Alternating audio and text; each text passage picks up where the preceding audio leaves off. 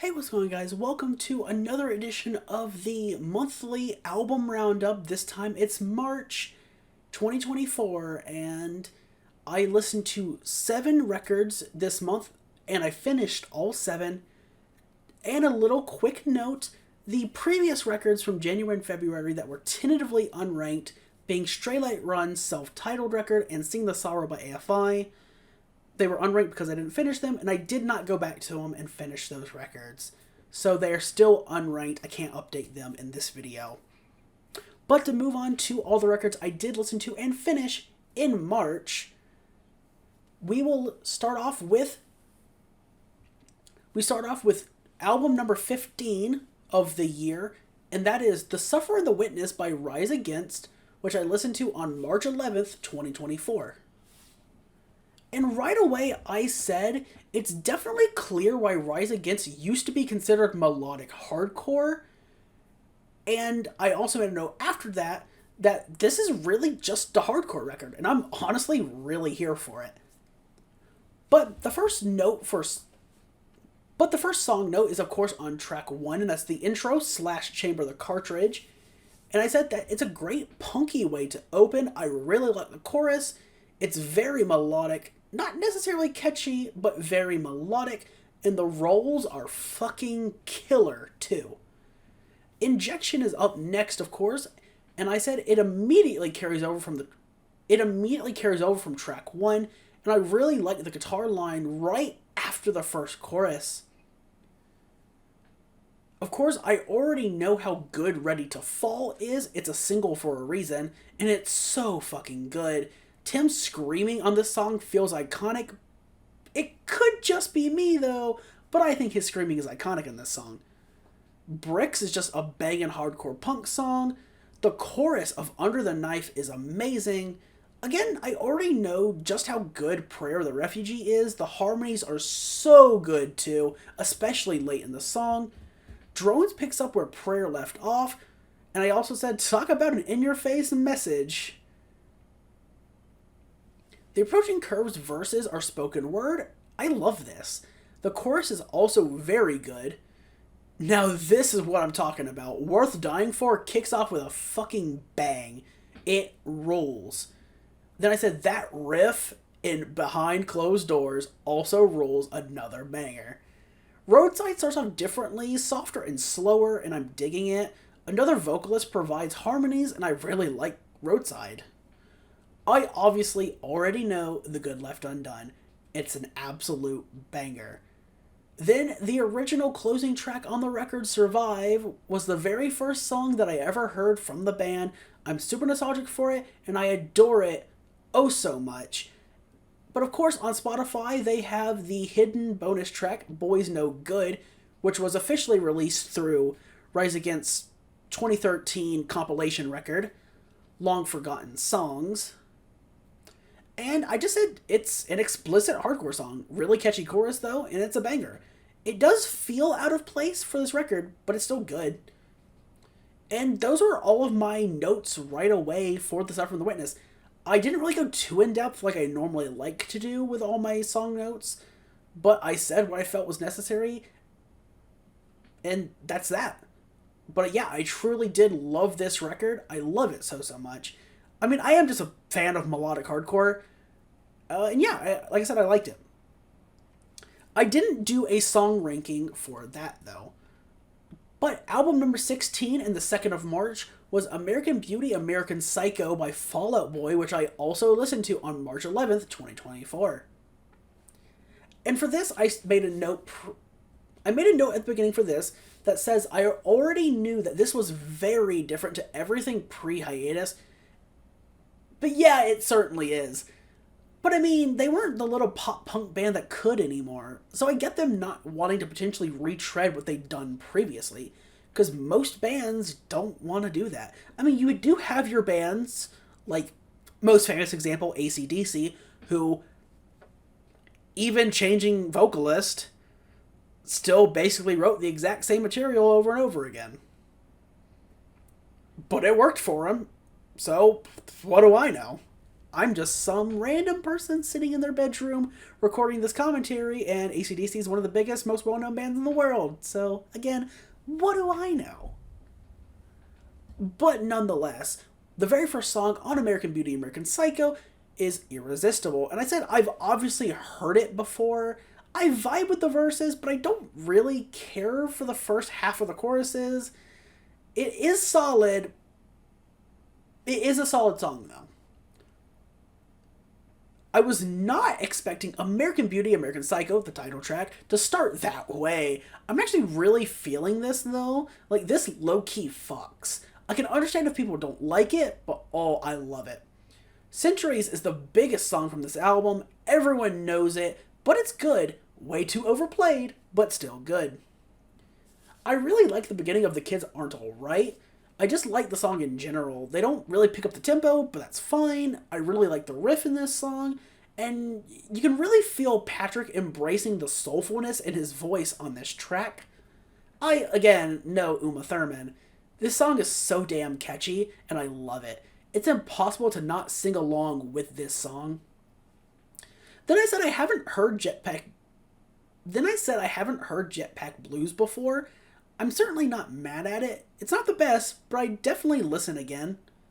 Novocaine is a unique way to start a song. That opening feels different to everything so far. The chorus fucks though, and I actually really like the chorus. I can see this becoming annoying on future listens, but I like it right now. 4th of July feels similar to the previous song. I do currently feel the same as the previous song as well. I like it currently, but I think I won't like it very much on future listens. Favorite song I actually like a lot more than the previous two, but that's all I said about it. I didn't say anything about the song itself. I'm pretty sure I've heard Immortals, and then I got later in the song, it's like, yes, I have. I'm not really familiar with it, and I don't love it, but it was starting to grow on me by the time we reached the end. And then closing track, I said I immediately like Twin Skeletons, Hotel in NYC. This feels like it's going to be real good, and yeah, this song fucks.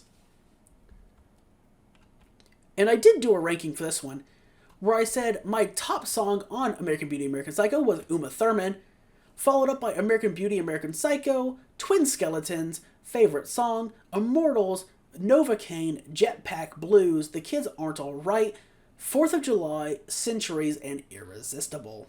And then album number 17 and third for March is The Sound of Madness by Shinedown, and that was listened to on March 13th, 2024. And my first note was, I remember this album being very ballad heavy, and I said, is that true? And by the time I reached the end, I realized it's about 50-50. And I also said, I haven't listened to this entire record probably since it released. Like, we used to own it when I was a kid, and we listened to it all the time. But, again, since around that same time, yeah, I don't think I've ever listened to it in full again. But track number 1 is, of course, Devour, and I said I already know the opener to this album, Devour. Devour is just an in-your-face rager. I like it, but I've never loved it. It's fine. So, Sound of Madness is another song similar to Devour, an in-your-face rager that never lets up. Again, I've never loved it, but it's fine. I do like the solo a lot, though. Second Chance is obviously iconic. A really, really great ballad. I'm a sucker for a good ballad, but this song is just special. Honestly, the first song that I really like, this is when I really like Brent's vocals. Cry for Help immediately took me back to being a kid. Before re-listening, I wouldn't have been able to tell you anything about this song, but I actually remember it. In saying that, I like this song a lot. Devour and especially Sound of Madness feel really edgy and try-hardy, but this doesn't feel that way. Honestly, with more listens, this could be higher than Second Chance for me. The Crow and the Butterfly is another really good ballad. I actually prefer this to Second Chance. Everything is just very good, and I really like the solos here too. If You Only Knew is, again, another banging ballad. I think this might just be my fave on here. It's so good. The end is The end also has two different vocal lines that I like. Again, Sin with a Grin immediately took me back to being a kid. This chorus goes so fucking hard, and I do like their heavier tracks, and this is proof of it. Once again, What a Shame took me back to being a kid. I remember listening to it clear as day. Funny enough, I don't remember hearing it that often though. This could be my least listened to song from the album. It's good though, it is basically another ballad. I forgot how good that riff at the beginning of Cyanide Sweet Tooth Suicide is. This song goes super hard. It shouldn't with how edgy the lyrics are, but it does. Breaking Inside is another fucking fantastic ballad. The solo rules. And one more time, Call Me just transports me back to childhood. I forgot how great this song is. A piano ballad, and it is so good. And honestly, it reminds me of a more subtle Last to Know by 3 Days Grace. And yeah, The Sound of Madness, as you could probably tell there, listening to The Sound of Madness for the first time in a very, very long time, it took me back to being a kid. I got super nostalgic for it. And I didn't let the nostalgia cloud my judgment very much, honestly. But I did do a ranking of all the songs on here as well. I said my top song is If You Only Knew, then Call Me, Breaking Inside, The Crow and the Butterfly, Sin with a Grin, Second Chance, Cry for Help, What a Shame, Cyanide Sweet Tooth Suicide, Devour, and Sound of Madness. Then to move on to album 18, and the fourth one for March, that is Let's Be Animals by The Downtown Fiction, which I listened to on March 26th and 27th, 2024. And my notes for this start off with, there seems to be something very familiar with this record, and I can't quite put my finger on it, but it feels like I've heard this before, but I know I haven't. Once again, I found a record that is just the pop punk that I really like. This whole record is another incredibly catchy, hooky pop punk record. Quite honestly, if this record came out either a little earlier or a little later, I think this record would be bigger. But then track 1 is the first song I heard from it, which made me want to check out the record in the first place, and that's Thanks for Nothing. And like I said, it's the first song that I've heard from this band. It's genuinely really good. It takes a more serious topic and makes a fun song about it. Freak goes super hard. This isn't fun like Thanks for Nothing, but that's okay. It's so good. I really like Stoned. I Just Want to Run is another good song. I love the drums in the chorus of She Knows. I love the bridge too. I think I just really like the vocalist of this band though. Let's Be Animals, the title track, has animal noises in the background at the beginning. I really like the song, and I really like the guitar tone here. Wake Up already makes me think it's going to be fun right from the beginning, and it goes super hard. Alibi starts off fairly unique. I really like the guitar in this song. It feels a bit heavier, and I'm digging it a lot.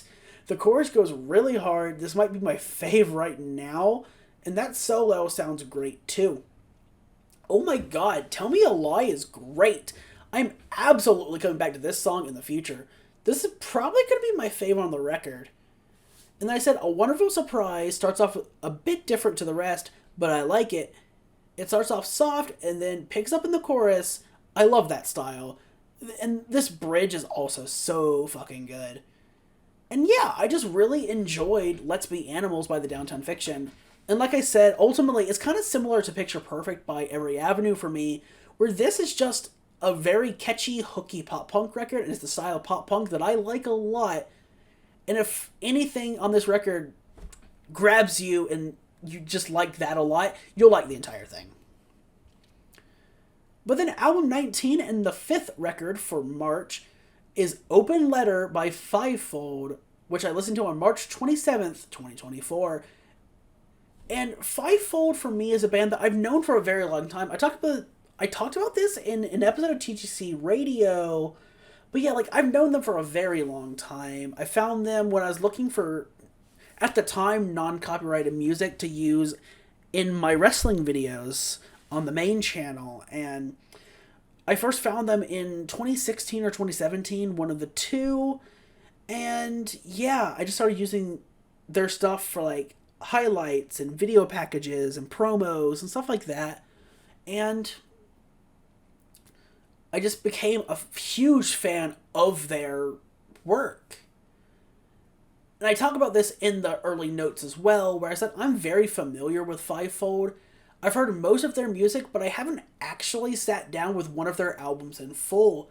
And most of the band's material I found through the YouTube channel Montage Rock. And everything on this record is just flowing so well into one another. And I also made a note that saying this record also reminds me that I'm a fan of things other than pop punk and emo, which sometimes I need to, like, sometimes I need that reminder, you know?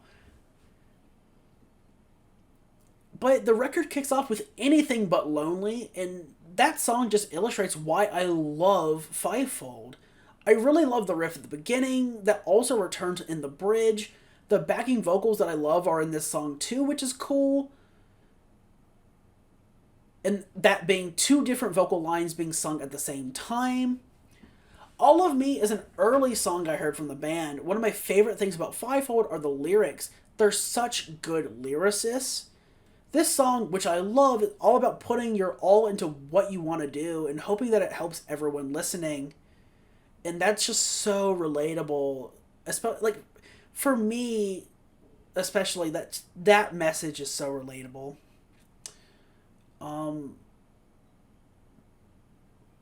But then we move on. Coming to this listen, I'd say Room to Breathe is my favorite song. It is so, so good. It's not really as uplifting or full of good vibes, but it still fits in with the first two songs so far, especially musically. Lyrically, the song is about a past relationship that definitely soured, but it's also about reminiscing on the good times and asking what went wrong. The start of Darker Side of Me starts off with the music louder than the vocals. The vocals are intentionally lower in the mix. The song is a lot heavier than the previous songs. It reminds me of their song Step Back. Both are heavy with harsh vocals and screaming, and this is very good. This almost feels like it could be a follow-up lyrically to Room to Breathe, and now this is the angrier part of that scenario. Pen and Paper brings us back to a more familiar place instrumentally.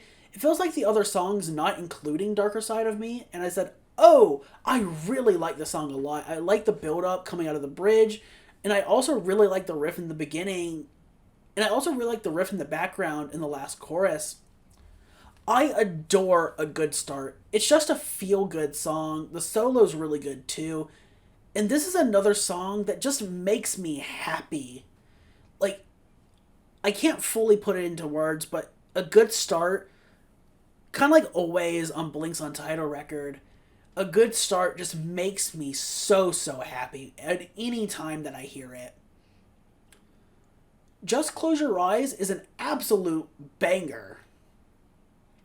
It goes super hard. It's not as heavy as Darker Side of Me, but I prefer this. And I really like the bridge, especially the drums. And we finish off the record with Won't Let Go, which is immediately the most unique song on the record. It's piano-led, and an acoustic guitar joins a little bit later for the chorus. This is honestly a really sweet, heartfelt song. It's all about making sure to keep important memories with you and not forgetting them. I actually really like when Fivefold gets softer because they're so good at it. Now, near the end, everyone comes in, and it all sounds great and is very fitting. And my ranking for this album was number 1, A Good Start, followed by Room to Breathe, Just Close Your Eyes, Won't Let Go, Pen and Paper, All of Me, Darker Side of Me, and Anything But Lonely. And now album number 20 of the year and the penultimate album of the month was Grace Under Pressure by Rush, which I listened to on March 28th, 2024. And I said right away, genuinely, I think so far I'd be more likely to return to this album as a whole than the other records I've listened to from Rush this year. And that's when I was really figuring out that, oh yeah, no, I really, really like synth Rush. And I also said Rush really should have had a band-focused either Guitar Hero or Rock Band game. It would have been so fitting and so warranted. And it's another absolutely banging record from Rush. But first things first, I said the synths on Distant Early Warning are iconic. I was originally going to say that I'm not familiar with this song, but the synths immediately remind me that I know this song. And I was like, oh, the chorus is so good. I knew I'd like Synth Rush, and this proves it. It's an all-around banger. Neil's roles throughout the song are very good, and Alex's guitar is still very prominent in the mix, as is Geddy's bass. It's a perfect way to open up this record. Distant Early Warning flows nicely into Afterimage. I immediately like the song right out of the gate. I really like Alex's guitar work after the "I Feel the Way You Would" line. I like the instrumental break a lot too. This is a good follow-up from the first track. I really like Neil's drumming at the beginning of Red Sector A. Knowing what this song is about really makes this way harder. You can tell that this is all about Geddy's mom's experience in the Nazi concentration camps. Listening to this after reading or listening to Geddy's autobiography again just adds to this song even more. I love this instrumental too. The line, "Are we the only human beings to survive?" really does put into perspective what Geddy's mom had said before, where she didn't believe that liberation would be possible, because how could anyone let all of that happen without putting an end to it? A really special song. I really like the guitar work mixed with the drums at the beginning of The Enemy Within. This song and album as a whole really just shows how tight all of the playing is between all three members of the band. You can also tell that they just love it and had fun too. What I'm learning is I just really like synths a lot, which should have been obvious from my fave Paramore record being After Laughter, but The Body Electric kicks off with just Neil's drums. I do wonder, does the binary that Geddy sings in the chorus actually say something? And then I was like, ooh, I like the guitar solo a lot. I love that this song is about a robot gaining sentience and then losing their mind.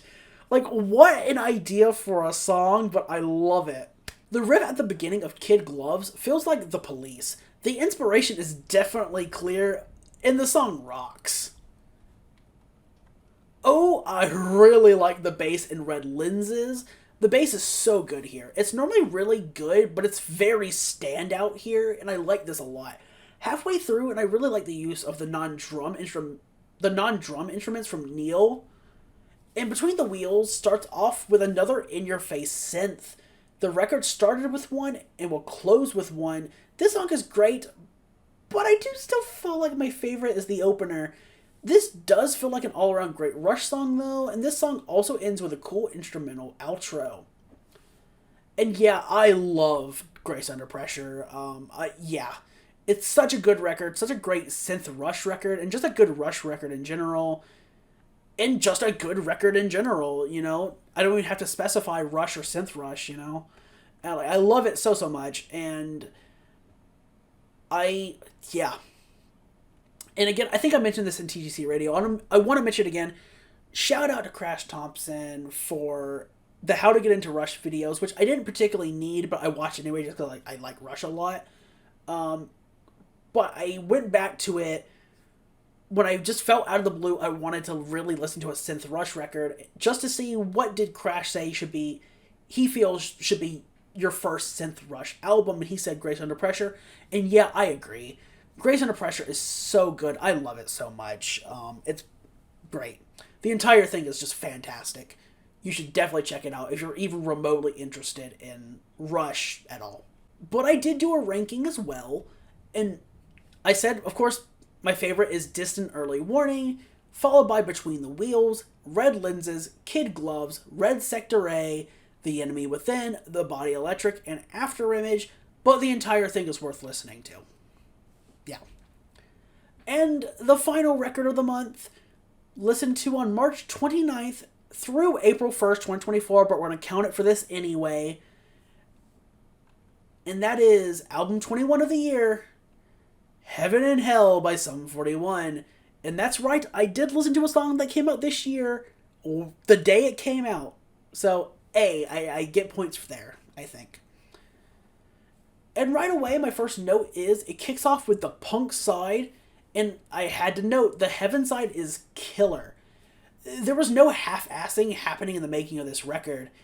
Also, this record doesn't really feel like it has filler to me. And honestly, I said this could be an album of the year for me. It's so fucking good. But of course, starting off with the heaven side, the punk side, we open up with Waiting on a Twist of Fate, which is just a good punk banger. There's still a cool poppiness to it to make it pop punk. It's catchy as hell, and I think that they still throw in some more hardcore. Like metal style harsh vocals. Landmines is a really catchy, great banger. The first song released, and also the first pop punk song they released since Underclass Hero. The drums at the start of I Can Wait are killer. The first three all fit stylistically. Time Won't Wait starts off slower before everyone comes in for a killer chorus. This might be my fave so far. Though, Time Won't Wait, at least at the beginning, does kind of sound similar to Landmines. So your mileage may vary on one of the two there. But Future Primitive feels more like a kind of melodic hardcore song. Very catchy in the chorus, but it doesn't really feel pop punk to me. It's very good though, but I genuinely love melodic hardcore, and that solo fucking rips too. Dopamine kicks off slower. It feels similar in style and structure to Time Won't Wait. And then I said, ooh, this chorus bangs. This song is incredibly good. Not Quite Myself fits right in with everything else. This whole side is just gonna bang, and I'm pretty sure. And it does. And Not Quite Myself is also very good. The opening lyric to Bad Mistake is great. The melody of the chorus reminds me of You're Gonna Go Far Kid by The Offspring, and this song is also great too. Then there's Johnny Libertine, which is just a straight up, practically a hardcore punk tune, and it's great. And then Radio Silence kicks off with a piano, then everyone comes in for the chorus, and it all sounds great. This is a great way to end this side of the record. The whole heaven/punk side is killer. But then the metal side, the hell side, kicks off with Preparazzi e Salaire. Preparazzi e Salaire? Preparazzi e Salaire. Preparazzi a Salaire. It's definitely a unique way to start your metal album. It's a good interlude though. Rise Up is the first song that they released on the metal/hell side. I didn't listen to it, so this entire side is a blind listen for me. And I said this is also great. Sum 41 has always shown that they can do great when getting heavy though, and the chorus is still very catchy. Stranger in These Times almost kind of feels a bit like hardcore meets metal, and it rips. This is actually really melodic, and it rolls. The opening riff to I Don't Need Anyone is cool as hell. This song is good, but I'd say not as strong as the previous songs on the hell side. That solo is fantastic though. Over the Edge starts off with harsh vocals from Derek. I dig this. The chorus is great. I like the soft outro too. The soft outro from the previous song transitions seamlessly into House of Liars, and oh, the chorus is real good. Hell yeah. This might be my fave so far. Again, the riff at the start of You Wanted War is great. I really love this song. A cover of Paint It Black, and it's solid as hell. It's not really too different, but it's cool as hell. It's All Me is another heavy song with very harsh or screamed vocals. The chorus comes in with cleans and sounds great, and I love the tone of the solos here too. The opening before the lyrics on How the End Begins sounds cool as hell. I also love this song, especially the chorus. Everything just sounds great and is catchy as hell. And yeah, Heaven and Hell was genuinely a very good listen. I loved it a lot. 10 songs for both sides, a pop-punk side and a hell side. A great way to finish off the career of Sum 41. And I was genuinely surprised that by the time I reached the end of the hell side, I was like, honestly, I think I do prefer the hell side. I think it's a bit stronger, it's a little more unique, and just sounds a bit better, and they feel more kind of like in the and they feel a bit more locked in, you know? Whereas, like, the pop punk side is great, and they still have that. They can still do that really well. But yeah, I think I prefer the metal side. I think I prefer Sum 41 a bit heavier. I did 2 different rankings for Heaven and Hell. One for the Heaven side, one for the Hell side. So the way I ranked Heaven, I said Dopamine was my favorite, followed by Time Won't Wait, Landmines, Bad Mistake, Not Quite Myself, Johnny Libertine, Future Primitive, Waiting on a Twist of Fate, I Can Wait, and Radio Silence. And then my ranking for the Hell side was How the End Begins, House of Liars, You Wanted War, It's All Me, the cover of Painted Black, Stranger in These Times, Over the Edge, Rise Up, I Don't Need Anyone, and Preparazzi, Ace a Liar. And yeah, that was quite honestly, that's all of the albums that I listened to and my notes on all of them. So let's get into the ranking portion of the video. You know what it is. Let's do it. So like I said, we have 7 albums. I listened to all 7. So here we go. Coming in at number 7, I put American Beauty, American Psycho by Fall Out Boy. And it's just an album that I liked a lot, you know? But I didn't love everything on it. There were some songs I didn't really care for, and some songs I feel like in the future I will grow from liking to disliking for various reasons. And because it's one of the only records that I didn't really care for stuff all that much, yeah, I felt like that has to be dead last for the March rankings. And coming in at number 6 is The Sound of Madness by Shinedown. In kind of a similar reason to American Beauty, American Psycho, The Sound of Madness, I didn't love everything. Like, I didn't really care for, obviously, I made very clear, Devour and The Sound of Madness. But I did genuinely enjoy the rest of the record. And I can see myself coming back to maybe a little bit more of Sound of Madness than American Beauty, American Psycho. But for very similar reasons, that has to line up right above Fall Out Boy. And then Let's Be Animals by the Downtown Fiction is in at number 5. And that one, again, it's just a really solid, catchy, hooky pop punk record, pop punk that I like. And I was really impressed with the entire thing. There's not a song I don't like on it. But to be honest, kind of like with Picture Perfect by Every Avenue, I don't really foresee myself coming back to anything that's not really the one song that I really, really like. For Picture Perfect, is Tell Me I'm a Wreck, and for this, it's Thanks for Nothing. So, I felt like it couldn't be higher than number 5. Coming in at number 4 is Heaven and Hell by Sum 41. And, again, to be honest, I like the entire thing, and there are songs I will absolutely come back to. More songs I'll come back to from that than Let's Be Animals. But, again, I don't really think I'll come back to it all that much. I hope I do. I want to prove me from right now wrong. But as of right now, I feel like it has to be right in the middle of the ranking, because it feels right. But now we're ready for the top 3. Number 3 is Grace Under Pressure by Rush.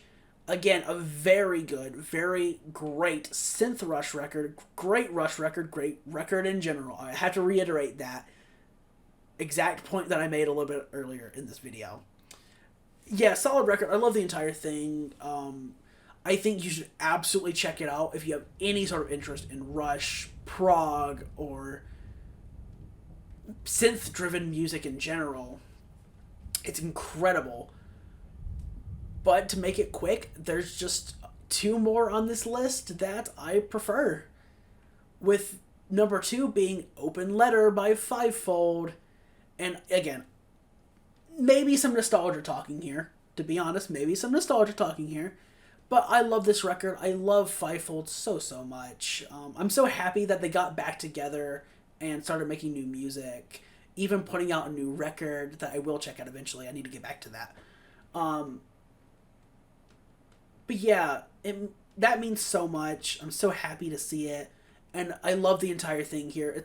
It feels like, at least for me, it feels like it's a special record, but I understand if other people obviously don't feel that way.